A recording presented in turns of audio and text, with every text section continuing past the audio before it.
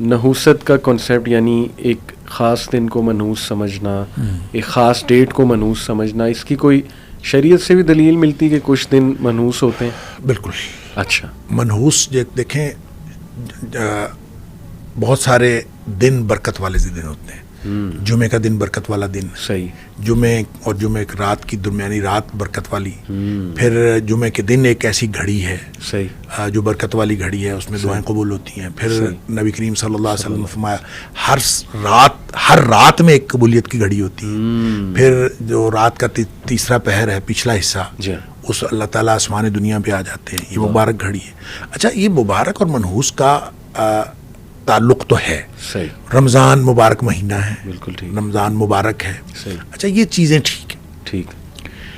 لیکن ایک اس کا مطلب یہ نہیں ہے کہ باقی دن منحوس ہیں. صحیح. اچھا, دنوں کے